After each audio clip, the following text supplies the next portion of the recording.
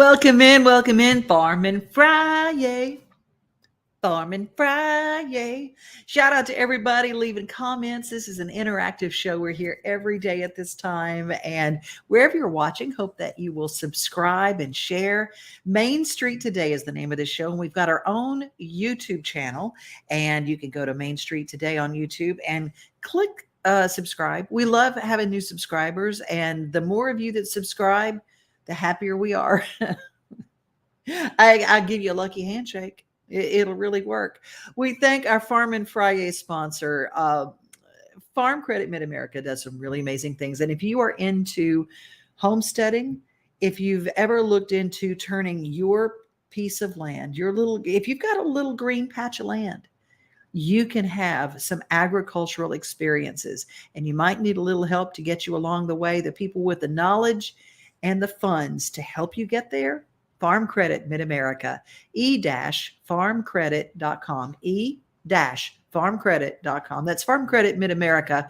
But I love what they do. They're a cooperative that pays back to their members. They're investing in the youth of our agricultural world with Future Farmers of America and 4-H. And I thought, what they're doing to go back and to work with farmers that they have to give food to people and to help provide food. It's just an amazing program. And I like people who not only run a good business, but they take time to get entrenched in helping the world in their community.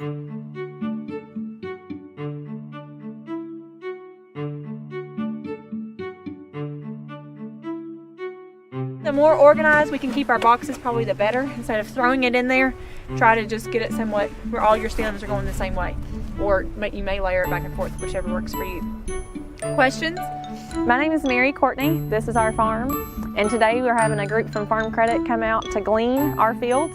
It's at the end of the season. There's a lot of produce that otherwise would just get mowed down and turned into compost. So we're going to be able to utilize the Farm to Food Banks program and the volunteers from Farm Credit and pick vegetables to be able to put them to good use.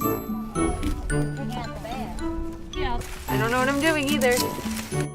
My name is Jason Kang. I'm with Farm Credit. We're at Courtney Farms. We're getting an opportunity to volunteer here for the first time, and just really looking forward to it. Yes.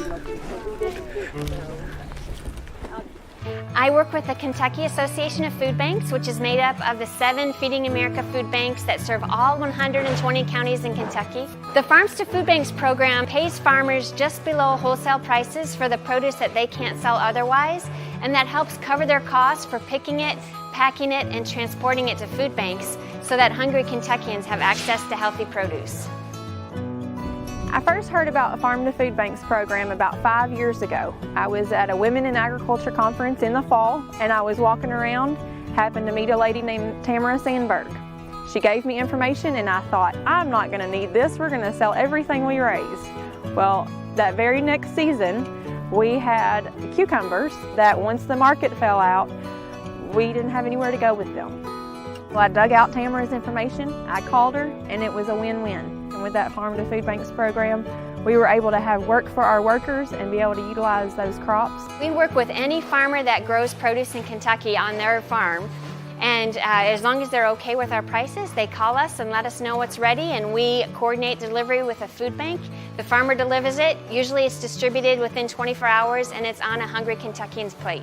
Farms to Food Banks gives us an opportunity to not only financially support a program, but also to help our Louisville employees connect to our customers, connect to the land, and more importantly, bring those opportunities to meeting some social needs as far as providing food to folks that are in financial need at that point in time. For me to actually see the process it takes, the hard work, counting on the weather being just right to make everything work is a really valuable experience for me, and I really need that to relate to the people that we work for. Well, we really appreciate the support of private funders like Farm Credit Mid-America because that demonstrates to the state of Kentucky, which provides our largest source of funds, that private funders see the value of this program as well. So we're just pleased to be able to report the great things that are happening thanks to partners like Farm Credit Mid-America. Growing up, I had to finish the food on my plate because it was starving people in Africa. As an adult, I realized that It's the same concept, except they're starving people here locally. And if we've got food here that is being wasted, that's wrong. You know, I consider myself very fortunate. Having grown up on a farm, going to bed hungry only occurred when I was being disciplined for something. To think about someone that goes to bed at night, or a parent who puts their portion of their food to their children, that's something that I don't think anyone in this country should ever have to do.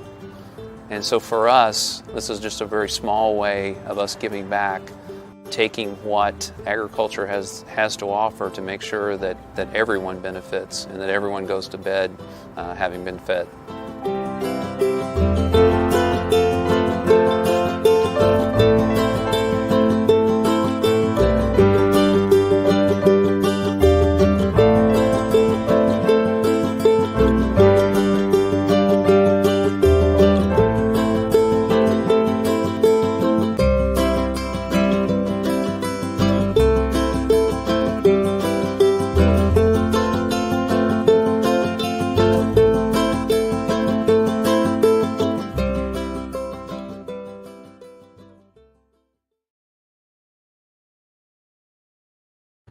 That made me cry, y'all. It's so precious that people would leave their offices at Farm Credit Mid-America and go out and do this.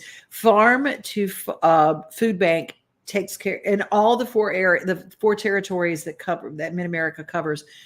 They have Farm to Food Bank programs, and they have one in Tennessee, and that same thing happens here too. So God bless you, and thank you so much for what you're doing to help people. There's no reason we should go to bed hungry, and the food banks need your help. They really do. And if there's a way that you can help in these programs, you could just check it out. Do a quick Google, Farm to Food Banks. And maybe you're a gardener. Maybe you have something, you don't have money to donate, but maybe you got a whole lot of squash or a whole lot of this or a whole lot of that.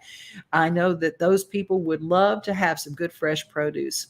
Hey, why do we always plant trees in the fall? Well, we got all these people who are giving us their different organizations like Green Interchange that's giving us free trees. Miss Cheap wrote about it in all of our newspapers in the past month. Well, if you get just a bald root tree, how do you plant it? Well, I've got a quick 52-second instructional video that tells you all you need to know.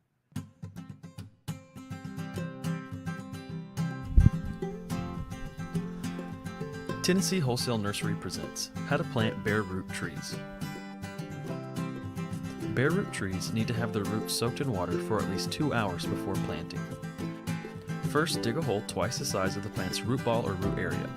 Make sure you aren't forcing the roots into a hole that's too small, as this will stunt growth. After this, place soil firmly around the roots.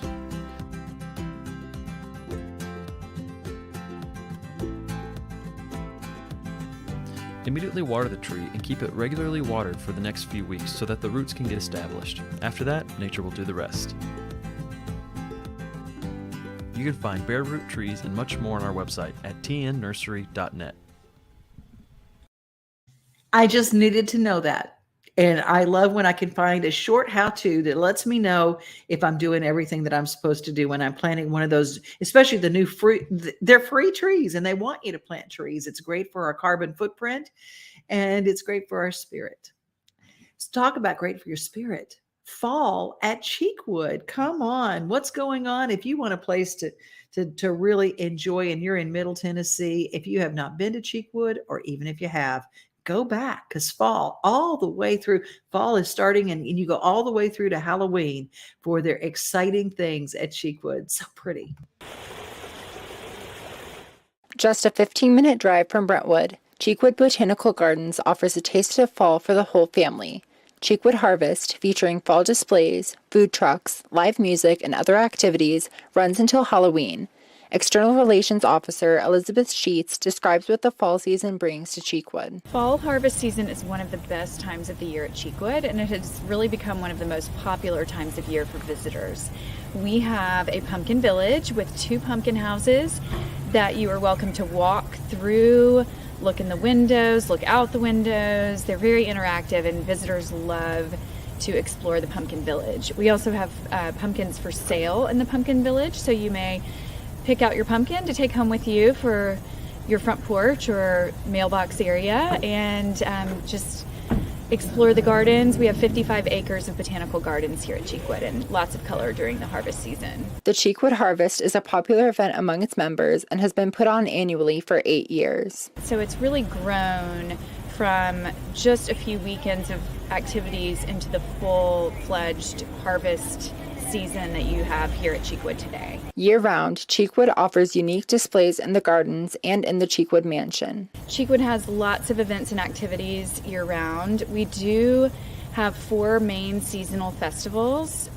Cheekwood in Bloom in the spring, where we have hundreds of thousands of tulips and blooming bulbs. Summertime at Cheekwood, where we always have some sort of special exhibition out in the gardens.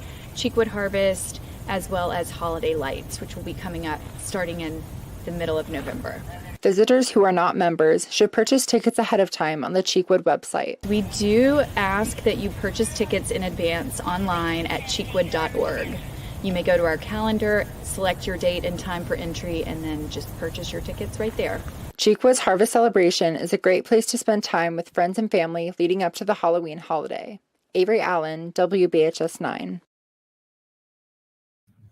Thank you, Avery Allen. Avery Allen covered that for Brentwood High School. She's a reporter at Brentwood High School, and we're glad to be able to share her work with you. She's got a big future ahead of her. Hey, take a look. If you want to follow, Cheekwood has the Cheekwood Chronicles, and you can pick that up. If you are a member, you probably already know about this. But if you're not, you can pick one up at Cheekwood, and they've got literally everything planned for the fall season. And you can see if there's stuff for kids, there's stuff for grown-ups. Lunching at Cheekwood, always a great idea. Do you like day trips? Do you like to go see really unusual Airbnbs? Maybe you want to have an Airbnb and you want to convert something just to kind of earn a little extra money. Well, I want to show you some fun places, some stunning Airbnbs right here in Tennessee. And if you'd like to take a trip, just get a pen and paper. This is a write it down moment. These places are gorgeous.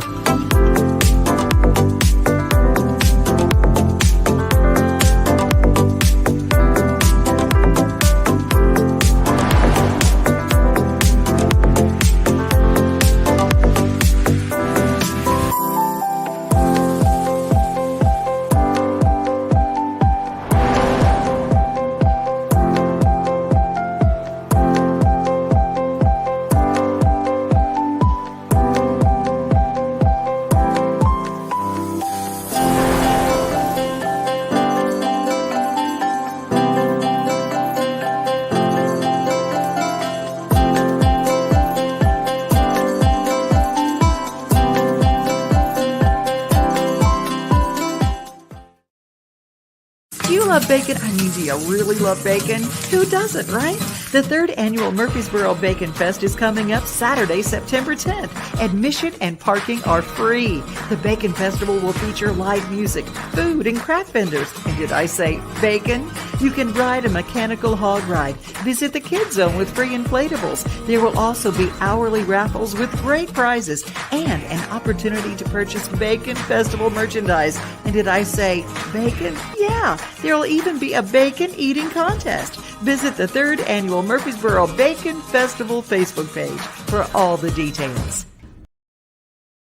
Hi, this is Melissa Hoisington, Regional Crisis Director from Volunteer Behavioral Health. Disasters can affect everything in your life, including your emotional health.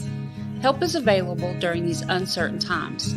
The Tennessee Recovery Project is a free, supportive resource for adults and children who have experienced the effects of natural or human-caused disasters. Specialists are available for counseling by phone or in person. For free, confidential service, please call 833-954-2424. The hotline is open 7 days a week, 7 a.m. to 9 p.m. Move forward with the help from the Tennessee Recovery Project.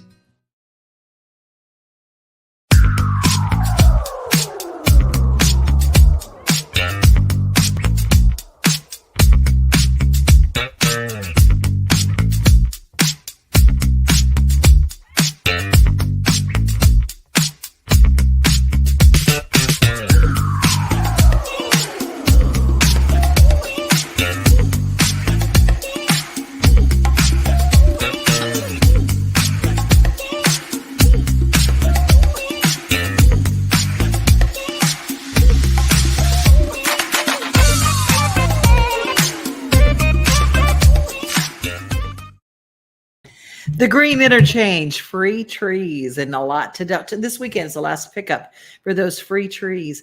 We're going to head to something very, very, very cool.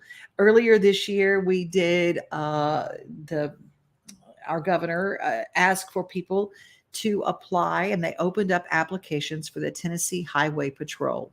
And a lot of people around the state applied for this, the most dangerous, probably one of the most dangerous jobs out there today. I don't know how these guys and gals do what they do, but they do, and they show up. But you want to see something emotional? The graduating cadet class of 2022, they do a ceremony as they all gather and take off for the very first time as cadets for the Tennessee Highway Patrol.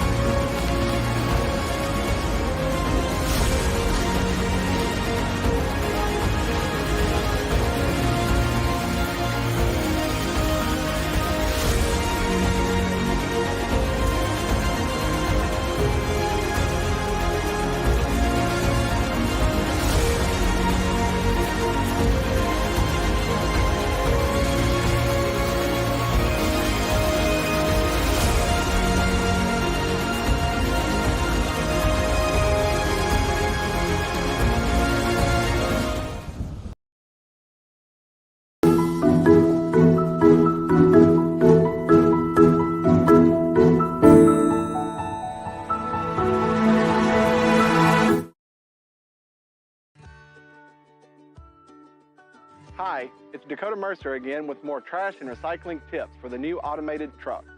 The right placement of your waste management trash and recycling carts is important. place both trash and recycling with wheels facing the curb. Also, place the two carts 3 feet apart and 3 feet away from cars, mailboxes, and trees. This is so the truck's automatic arm has space to lift an empty cart safely.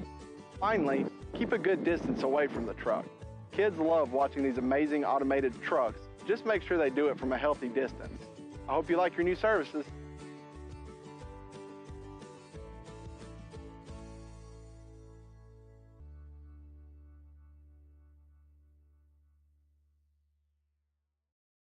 Just in case you don't know, there are new recycling services and trucks to pick up in Spring Hill, Tennessee, in Murray County. Speaking of Murray County, with changes in our transportation, the Department of Transportation had a gathering of folks, and we're learning a lot about what changes that the Tennessee highway systems are doing to help with congestion, to help with things like the new electric cars. And there was a big convention, and I thought I'd share a little bit from Commissioner Butch Ely about what they're looking at as they move into the future for the Tennessee highway systems. And it'll affect us all in how we get to work every day and how we get to play and all that good stuff. I think it demonstrates that we're in an inflection point within Tennessee as to where we're headed with transportation. And what this shows is the collaboration that we have from so many groups, from the state, from our universities, and we're committed to really moving forward in providing solutions for our people in Tennessee. Well, the future is bright in Tennessee. We know we're on a roll. We know we got some great things going for us, but with those opportunities come challenges. And so we're going to have to continue to work hard and make sure that Tennesseans can deal with mobility, can deal with being able to get to their jobs and be able to get to their family events. And so we're going to continue to work hard looking at congestion alternatives and options to really be able to help Tennesseans throughout the state. Well, we all know that Tennessee is a home of manufacturing, and by 2026, we're going to be one of the largest manufacturers of electric vehicles in the whole country. But we also ought to take advantage of where we are in the industry and also own the space of research and development. So we're going to continue to work hard with our partners here, continue to work hard with our universities around the state to really lean into the research side, lean into the technology side, and what that can do for the people of Tennessee. In case you didn't hear what he said in that moment, the #1 manufacturer of electric vehicles. That's what we're moving toward in the state of Tennessee. And if you didn't know, General Motors is expanding their operation in Spring Hill to a $2.3 billion electric vehicle battery plant. So $2.3 billion, all the electric batteries. And GM is also, General Motors is planning to eliminate gas vehicles entirely by 2040. And if you look at it, we're talking about Throwback Thursday, 2000 was 22 years ago. Can you believe that? Y2K and all that. So, oh my gosh, it has been a blink. So 2040, that's what GM has planned. Nissan already manufactures all of the electric Leaf vehicles. Their Nissan Leafs are all created in their Smyrna plant. And most people who own electric vehicles say, yes, I would own another. What do they say that the worst part of owning an electric vehicle is? The heater. It doesn't get as warm. And, it gets cold, does not get as warm. They said, so if they were going to get a new vehicle, they would make sure that it had heated seats and a heated steering wheel because that sure helps when you're in a car and it is cold. And so that was the only complaint. Most of them said that they would buy an electric vehicle again. Some even went as far as to say, I will never have an internal combustion engine for the rest of my life. Oh, and by the way, if you're over in the Chattanooga area, Volkswagen is creating their electric vehicle in Chattanooga.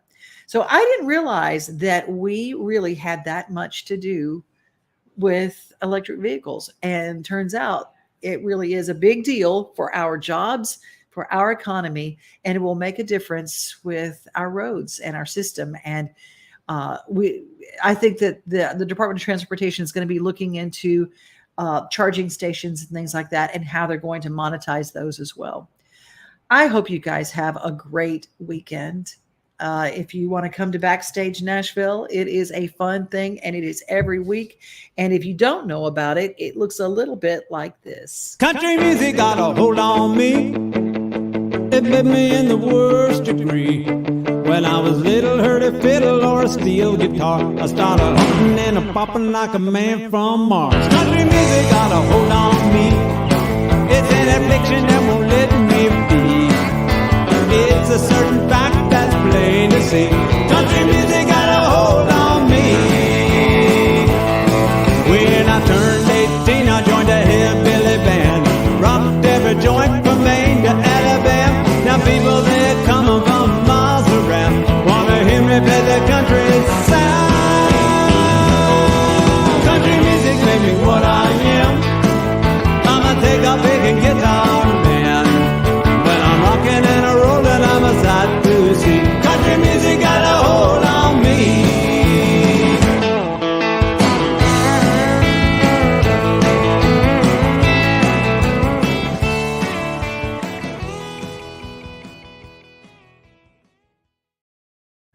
Don't forget, if you missed New Stuff Tuesday, Worth Beauty Company. If you go to their Facebook page or their Instagram page, click like and subscribe, and you send them a direct message and say, I saw you on Devin's show, they will send you a free gift. And it is full of goodies, beauty goodies. Everybody likes a free gift, right?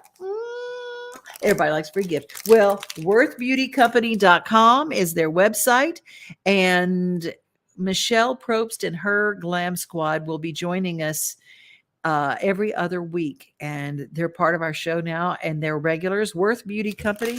And if you follow along on their pages, you'll find out all sorts of good things that you can do to make life just a little more beautiful and to hold on. And that over 50 on either side of it, it's just it's not aging, it's evolving. How about that?